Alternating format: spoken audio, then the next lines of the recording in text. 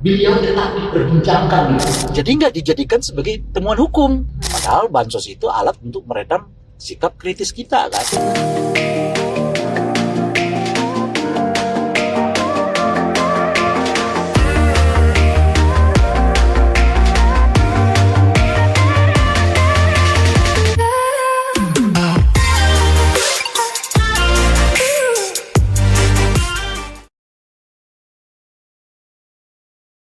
Bang, kemarin itu sempat loh ada tulisan di tembok-tembok ini tulisannya adili Jokowi gitu. Sempat loh kayak gitu tapi cepat hapus itu. Iya. Emang sampai harus Gini, diadili banget gitu kan. Nah, kalau itu kan kembali ke kisah kita yang pertama. Iya, betul. Ada Jadi tulisan sebetulnya itu, menurut Bang. saya pertanyaannya bukan lagi di situ.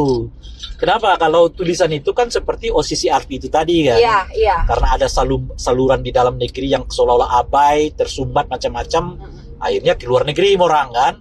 Itu sama melihat itu adili macam-macam itu kan sebetulnya karena ya itu sikap KPK aja begitu misalnya kan gitu. Iya. Nah, yang menarik bagi saya itu bukan lagi di situnya. Kok sudah hampir 3 bulan ya kan Pak Jokowi lengser, beliau tetap diperbincangkan gitu. Dan yang paling uniknya itu hampir yang negatif-negatifnya. Iya, betul. Iya. Ini kali pertama loh dalam sejarah Betul. kepemimpinan nasional kita gitu. Biasanya presiden udah lengser yang diingat yang bagus-bagusnya gitu ya. Itu satu, yang kedua paling tidak orang diam. Gitu loh. Ataupun melupakan, katakanlah kalaupun ada yang buruk ya udahlah, bukan presiden ini lagi gitu loh kira-kira kan. Dan jarang muncul-muncul gitu kan. Ya, Kan nah itu muncul-muncul. dia. Mengapa Pak Jokowi tetap diperbincangkan orang? Tapi yang kadarnya bukan yang positifnya, tapi lebih banyak yang negatifnya. Kalau menurut saya, karena memang kiprah Pak Jokowi sendiri salah satu faktornya. Faktor pertama ada unsur anaknya ya kan, yang wakil presiden.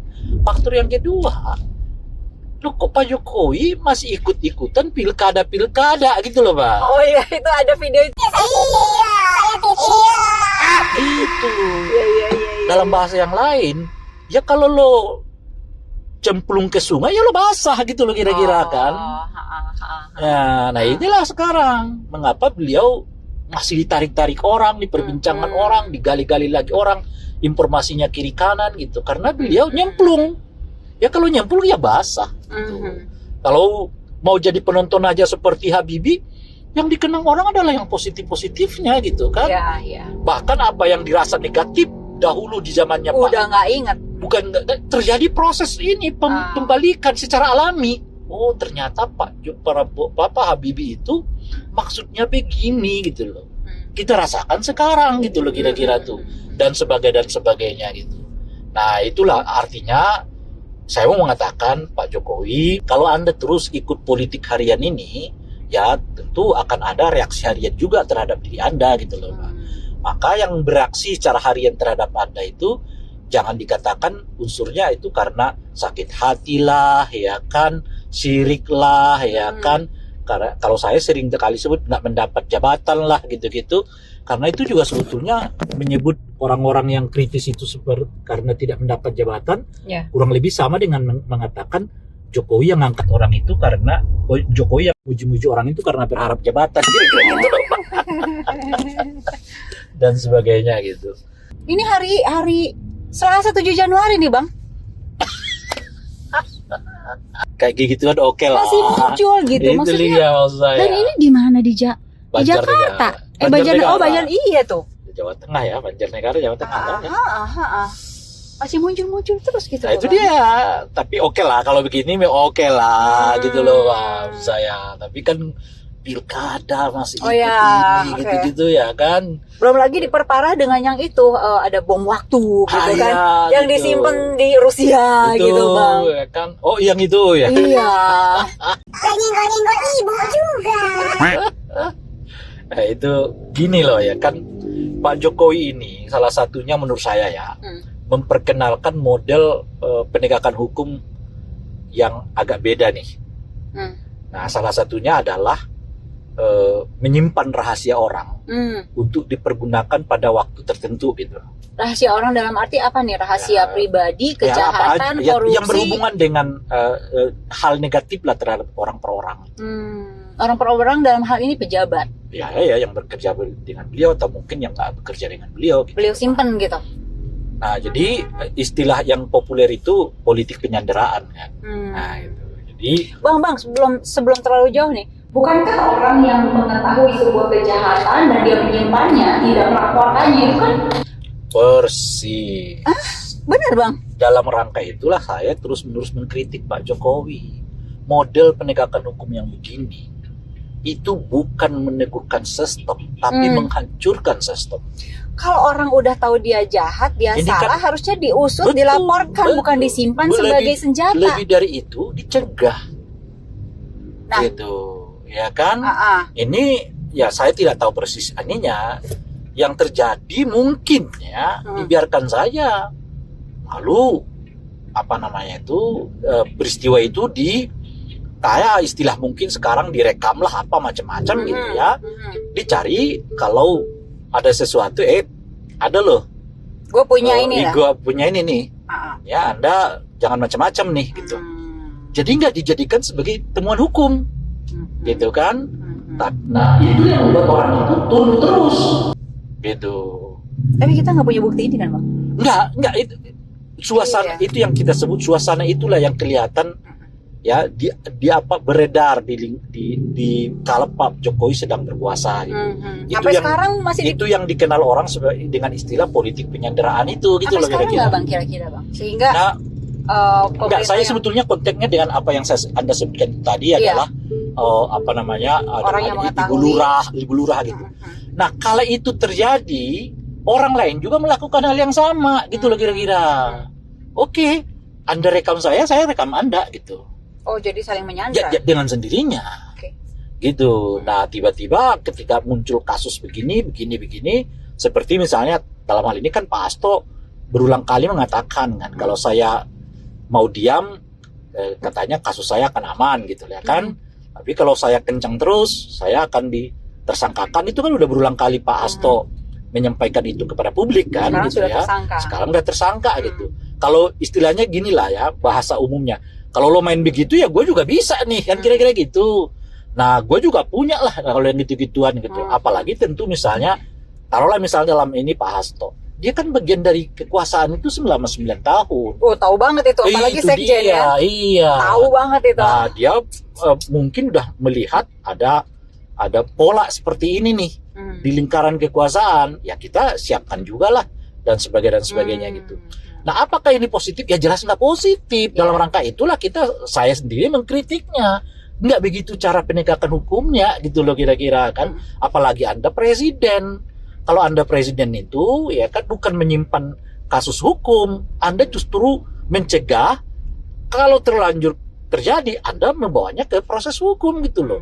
Bukan sebaliknya disimpan kapan dibutuhkan dikeluarin gitu loh kira-kira. Bukan begitu cara penegakan hukumnya gitu. Nah, kalau kita kembali ke soal ada isu ibu lurah lah macam-macam, ya orang mungkin juga udah nyimpan nih gitu loh. Iya. Ya kan mainnya begini gitu. Kalau lo main begitu ya kita main begini gitu kan dan sebagainya gitu. Dan oleh karena itu bagi saya nggak terlalu mengherankan kalau tiba-tiba muncul apa yang disebut dengan isu bulurah lah ya kan sebab inilah itulah dan sebagainya. Biasanya nggak menyerankan karena boleh jadi elit-elit ini punya catatan-catatan tersendiri ya siapa main apa ya kan apa melakukan apa gitu ya. Nah itulah yang membuat salah satunya mengapa penegakan hukum terhadap korupsi suap macam-macam ini nggak naik kelas terus nih gitu karena pada ujungnya ya memang saling menyandera gitu. Itu ininya ada yang saya lihat dari peristiwa ini. Menurut Abang sampai kapan nih saling sandra nih Bang? Lagi-lagi ya tanggung jawabnya Pak Prabowo nih gitu Pak loh Prabowo kira-kira berat ya kan. banget ya. Iya dong. Dia kan kepala pemerintahannya gitu kan. Ya itu kan soal pola lah ya kan. Mau bagaimana caranya itu nanti Pak Prabowo mungkin yang bisa mencari solusinya gitu. Tapi pada intinya yang saya mau katakan itu kegiatan yang seperti ini jangan lagi dijadikan atau dilanjutkan oleh Pak Prabowo gitu. Nah kalau misalnya kasus yang dianggap udahlah ya is okay mungkin gitu. Tapi Pak Prabowo jangan melanjutkan tradisi ini gitu loh. Jadi tiba-tiba membiarkan orang masuk dalam kejahatan lalu ya peristiwanya direkam, yang itu dijadikan sebagai alat menyandera orang tertentu atau elit politik tertentu dan sebagainya gitu. Nah ini kan berhubungan di salah satu dengan kasusnya Pak Erlangga Hartarto, ya kan? Anda tahu sendiri, ada nggak logikanya seorang ketua umum partai yang baru saja begitu sukses membawa partainya, Lalu tiba-tiba nggak ada angin, nggak apa mundur. apa yang bisa menjelaskan itu? Nggak ada. Itu dia. Kalau bukan desakan. Ada desakan yang jauh lebih apa namanya itu ya, moderat gitu ya, Yang jauh nggak bisa lebih diapa-apain. mengerikan daripada Ya. kehilangan kursi ketua umum gitu loh kira-kira kan. Hanya itu yang bisa menjelaskan itu. Apa itu? Nah, udahlah cari sendirilah ya kan.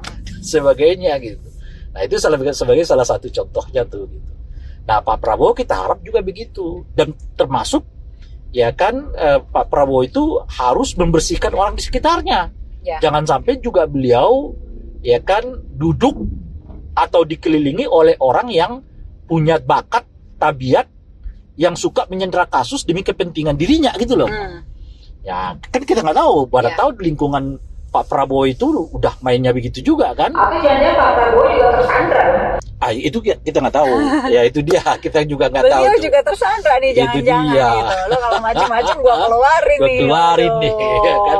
Kalau itu nggak tahu gitu kita. Ngeri. Nah, cuma kan beliau kan disebut oleh para pendukungnya sebagai macan ya kan. Nah, sebagai macan ya udahlah. Apa yang boleh takutkan, tinggal diaumin semua ya kan? Tinggal aum dikit langsung. Ditunggu aumannya dong kalau gitu ya Bang ya.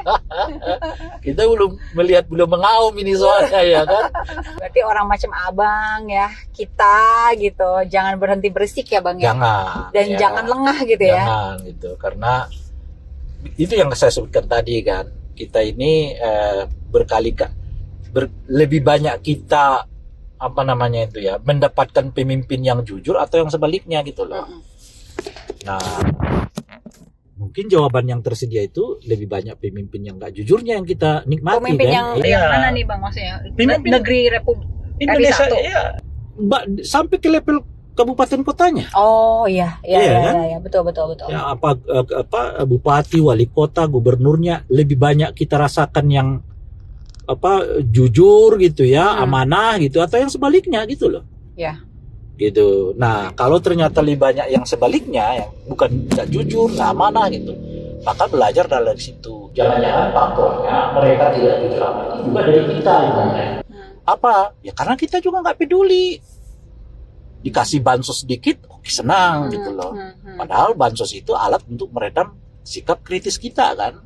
Artinya kalau masyarakat sudah diam dengan bansos ya lagi kasih yang lain-lain kira-kira gitu ininya. Nah dalam rangka itulah kita menurut saya ya harus kritis ya, karena bansos itu hak kita. Jangan sampai karena bansos itu kita muji-muji pemimpin berlebihan yang membuat mereka merasa bahwa bisa melakukan apapun ya kan gitu, termasuk di dalamnya kayak kemarin tuh 3 periode misalnya gitu ya kan.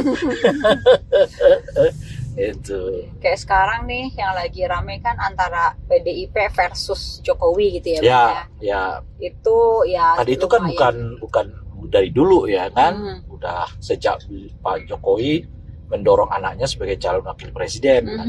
Konflik terbuka dengan PDI Perjuangan juga makin menguat gitu kan. Hingga sampai sekarang tentu dengan dinamika yang makin meninggi kan sebetulnya sampai terakhir kan penetapan saudara Hasto sebagai tersangka itu makin semakin lagi. Ya itu oleh PDI-nya kan dikaitkan dengan kiprahnya Pak Jokowi kan, atau perannya Pak Jokowi dalam kasus ini gitu loh kira-kira. Agak ngeri juga yang ini Bang, yang orang bilang katanya Pak Prabowo cuma 2 tahun apa 3 tahun, sisanya Gibran gitu. Gini itu ya. Gimana itu bisa ada? Itu deal-dealannya begitu atau apa ya? Saya nggak tahu persis ya bagaimana sih sebetulnya kejadian itu fakta apa enggak gitu ya. Tapi saya mau mengatakan di luar itu, di luar apakah ada itu atau saya nggak tahu. Tapi saya mengatakan penglihatan saya sendiri, kalau Pak Prabowo dengan cara ngelola pemerintahan yang kayak begini nih, repot maksudnya. Repot maksudnya gimana? Ya Anda bisa bayangkan kan, misalnya contohnya nih kan, sebagai contoh nih, beliau mengatakan ya memang pilkadanya DPRD aja. Lalu reaksi publik tinggi, diam. Koruptor dimaafkan, bawahannya sibuk untuk membuat rencana aturan sistem yang memungkinkan presiden memaafkan koruptor, tapi uangnya dikembalikan ke negara gitu. Belum usianya sebulan tarik lagi. Kan aku nggak bisa kebayang nih Pak Yusril gitu loh. Udah nyusul.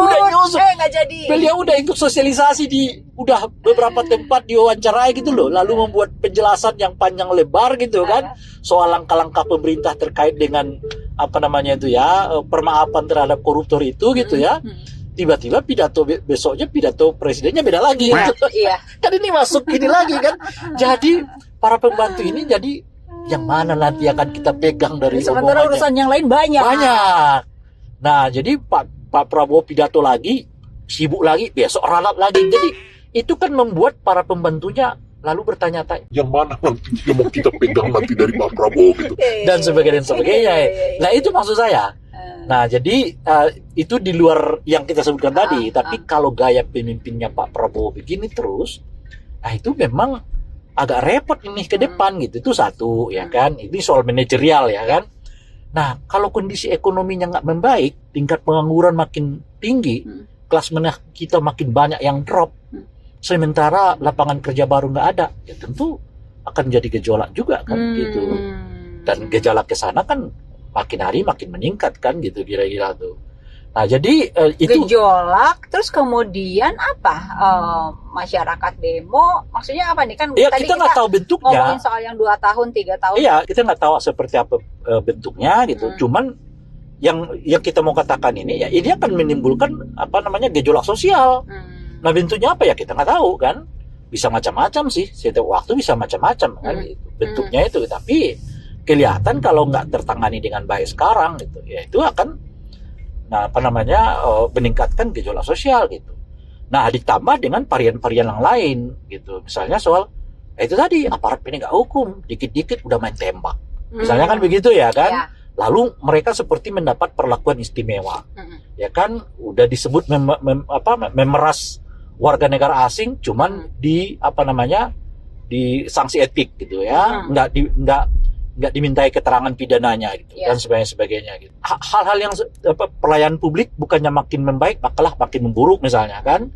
Nah, terus koruptor banyak yang dimaafkan misalnya ya melalui proses pengadilan yang tiba-tiba potongannya segini. Waduh, itu 300 triliun cuma 6,5 ya, itu dia. Aduh. Itu kan akan menambah kejengkelan publik kan sebetulnya gitu. Iya. Nah, itu yang saya sebut itu tadi gitu. Nah, kalau dan suasananya kita udah di situ gitu. Kita udah melihat berulang-ulang bagaimana koruptor itu dengan sangat mudah mendapatkan hukuman yang ringan. Bahkan hukuman mereka jauh lebih ringan dibandingkan maling ayam misalnya ya. Iya. Dan sebagainya gitu ya. Kita udah di situ nih sekarang. Nah, yang dibutuhkan oleh kita itu sebetulnya bukan lagi akan mengarah ke sana, bukan. Bisa nggak kita keluar dari situ gitu loh kira-kira. Nah, ini tantangan Pak Prabowo lagi gitu. ya. Iya. Aduh, Jadi kalau itu yang saya sebut, saya di luar tadi yang soal ada video katanya, ada ini, ada skenario macam-macam. Yeah. Saya di luar itu. Tapi saya mau melihat ansih dulu dari kinerja Pak Prabowo gitu. Nah, kalau dilihat dari dalam rangka 80 hari ini gitu, ya ini gejala-gejala yang saya sebut tadi itu mengkhawatirkan gitu ya.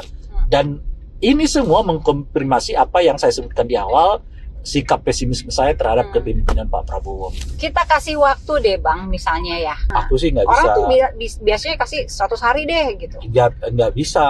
Kalau aku nggak bisa, karena ini kan soalnya perasaan umum, Pak. Kalau saya bisa setahun, 2 tahun, tapi orang belum tentu mau sesabar itu gitu loh saya. Ya oleh karena itu saya nggak bisa mengkalkulasi soal waktu gitu. Saya bisa mengatakan, saya lihat pengamatannya begini-begini. Nah, berapa lama nih dibiarkan begini? Kita kasih waktu. Kalau saya mungkin bisa, tapi kan itu bukan standar umum gitu loh saya.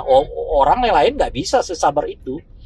Nah, misalnya saya bisa 3 bulan ya karena kemungkinan misalnya ya kan saya masih ada sedikit rezeki gitu, oleh karena itu ya masih ini, orang lain kan belum tentu, dia bisa kehilangan semuanya loh ya, rezekinya udah nggak ada ya kan, dia melihat koruptor diampuni begitu aja, gimana nggak sakitnya ya kan, misalnya begitu.